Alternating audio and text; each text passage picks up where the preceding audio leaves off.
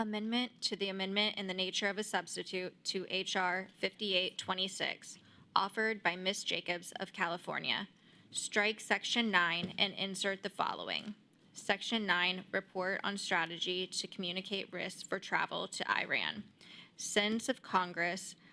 It is the sense of Congress that the Secretary of State should engage in a strategy to underscore the imminent. Without objection, further reading of the amendments. Dispense with. The gentlelady is recognized for 5 minutes on her amendment. Thank you, Mr. Chairman. I am incredibly proud that San Diego has a strong, vibrant diaspora community, including many from Iran. And annually, tens of thousands of Americans travel to Iran to reunite with relatives, to celebrate milestones, and to maintain the familial bonds that distance and politics stretch but never break. That's why I find Section 9 of H.R. 5826, with its directive to the Secretary of State to invalidate U.S. passports for travel to Iran, to be so concerning. Restricting the freedom of movement of ordinary families in the U.S. doesn't make any sense, and it doesn't enhance our national security. State Department has already recognized and warned Americans of the risks of traveling to Iran, like kidnapping, detention, or instability. Instead of imposing punitive restrictions on our citizens, we should enhance our strategies to protect them. Rather than an outright ban, my amendment would direct the State Department to report to Congress the current dangers associated with travel to Iran, assess the efficacy of existing advisories, and propose enhanced measures for communicating risks and protecting our citizens abroad. I urge my colleagues to support this amendment, which upholds our core values while addressing the geopolitical complexities we face. I yield back. Would my friend yield? Oh, I yield to my friend. I thank my good friend, and I want to support this amendment. You know, we are the land of the brave and home of the free, or home of the brave and land of the free. We ought not to be in the position of prohibiting Americans from traveling, frankly, anywhere. And as Ms. Jacobs points out, by actually facilitating family visits and other interchanges with Iran, we have a better chance over time of effectuating the kind of positive change we want to see.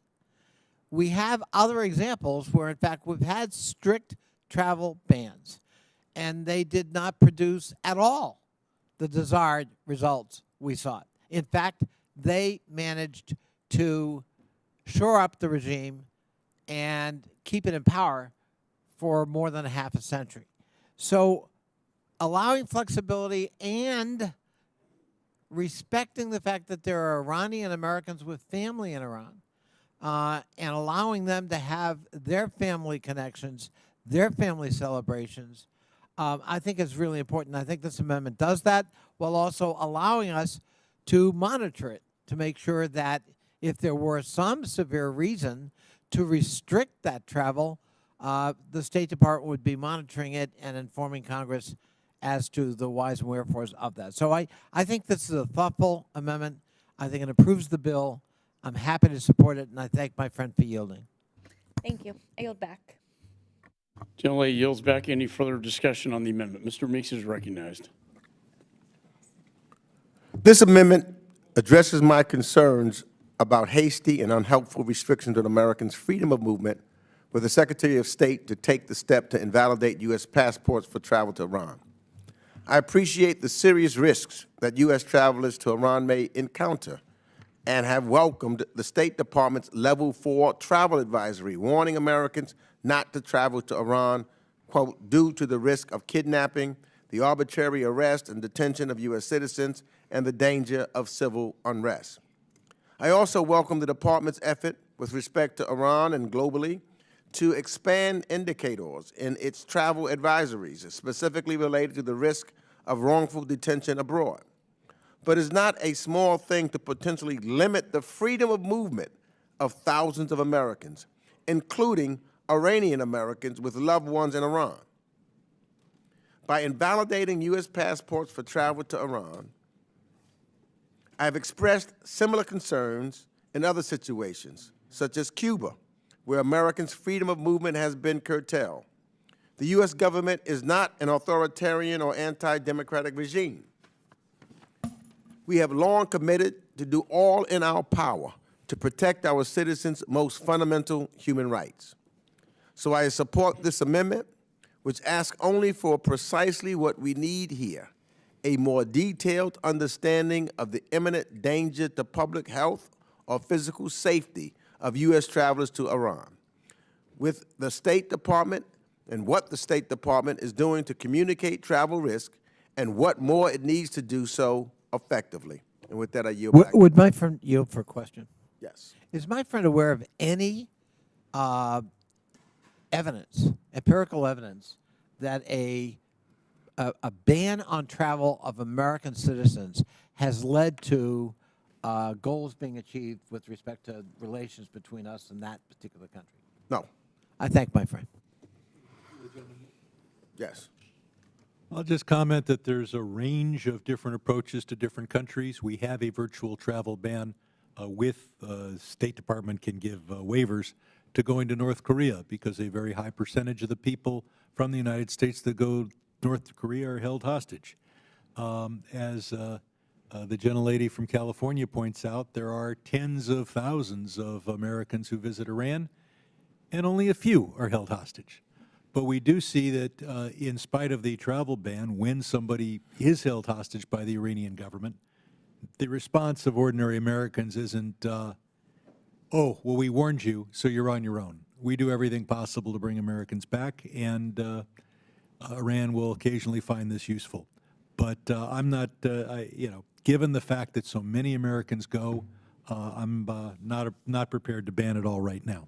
I yield back. Would Mr. Meeks yield again? Yield. I think it's important with respect to Mr. Sherman's intervention that the question I put to you was not are individuals at risk. People take risks all the time when they travel. The question was, is there any evidence of that kind of broad prohibition effectuating change in the behavior of the country involved? And your answer was? No. I thank my And friend. I'll ask the gentleman to yield as well and point out, we're not doing this, obviously the purpose of this bill is not to improve relations with the Islamic Republic. The purpose of this bill is to protect Americans from being held hostage. And it is true that we warn Americans that they might be held hostage. But the harm is not just to the individual American. Yes, they and their families suffer while they're held hostage, but then American suffers when we make major concessions to get them out. And no one on this committee is going to say that we will turn our back on an American simply because they didn't notice that it was a level 4 restriction. So as I say, I'm not ready to go for this bill, but I would say that if this was some country that didn't hold our people hostage ever, that improving relations through travel would be high up on my list. But for every tens of, every American that goes to Iran could be a hostage, and as a hostage, the harm is to the family, the person, and the United States. I yield back. And with that, I yield back. Gentleman yields. Any other members seek recognition? Mr. Wilson's recognized. Thank you, Mr. Chairman. I oppose this amendment by my friend Congresswoman Jacobs and President Connolly and Ranking Member Meeks, which removes a critical provision urging the Secretary of State to declare United States passports invalid for travel to Iran. I've been honored to work with Iranian Americans who are such an inspiration as they pursue justice and freedom for their families while contributing so meaningfully to America. I know their commitments to their loved ones who are oppressed by the murderous regime in Tehran. Sadly, we're in a situation today we did not choose, where we must act to prevent further hostage-taking of Americans by a dictatorial regime. In the war of dictators against democracies, the axis of evil, Putin, the regime in Tehran, the Chinese Communist Party. I was grateful to work on bipartisan legislation to prevent Americans from traveling to North Korea, the Democratic People's Republic of Korea, using a United States passport following the murderous death of Otto Warmbier at the hands of dictator Kim Jong-un's regime. And I appreciate Congressman Sherman reiterating again, we have this in place already for the dictatorial regime in North Korea. I appreciate that there are differences as we want Iranian Americans to maintain close ties with their families in Iran. It's important to note that Iran already does not recognize dual nationality and treats Iranian Americans as Iranian, requiring an Iranian passport for entry and exit. The inability to travel on the United States passport would likely have little effect on the appreciated Iranian diaspora, which is so important all across America. This amendment calls for a strategy to underscore the dangers of travel to Iran. The dangers couldn't be more clear. I urge opposition to this amendment, and I yield back. Would my friend yield? Yes, Mr. President. I thank you so much, Mr. Wilson. I really appreciate the motivation behind the amendment, but I think there's a certain paternalism we need to guard against in protecting people from themselves. We are Americans. We are free people. We are free to make decisions, including bad ones.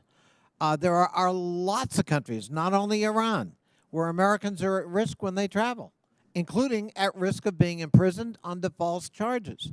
You mentioned North Korea, but there's Cuba, there's China, there's Russia, there's Nicaragua, there's a whole host of countries where Americans put themselves at risk when they travel there.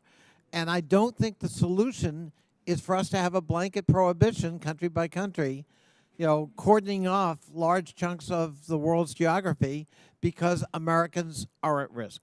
I don't want any American to be at risk. I don't want any American harmed or jailed. But I'm not sure, in fact, I'm pretty sure the solution is not a blanket prohibition on the right to travel, even if you know the risks in advance. I thank my good friend for yielding. And Mr. President, I would like to point out, former President of NATO Parliamentary Assembly. I want to clarify the position of Congressman Connolly. But in light of that, indeed, we have this for North Korea. We already have, Iran already restricts persons from the United States coming into their country. But with the $6 billion ransom announced on the anniversary of 9/11, how crazy is this? The potential of $1 billion per person, and then we can only go back, the statement by the Iranian officials was 2021. It was 2 years ago that they said they looked forward to holding Americans as ransom for $1 billion each. Now, I would have thought that was absurd, except it's happened. I yield back. Gentleman yields. Any further discussion on the amendment? There being no further discussion, the question now occurs on the amendment offered by Representative Jacobs, number 129. All those in favor signify by saying aye. Aye. All those opposed signify by saying no. No. In the opinion of the chair, the noes have it, and the amendment is not agreed to. For what purposes? Generally seek recognition. A roll call vote has been requested pursuant to the chair's previous announcement. This vote will be postponed. Are there any further amendments? Further proceedings on this bill are postponed. Pursuant to notice, I now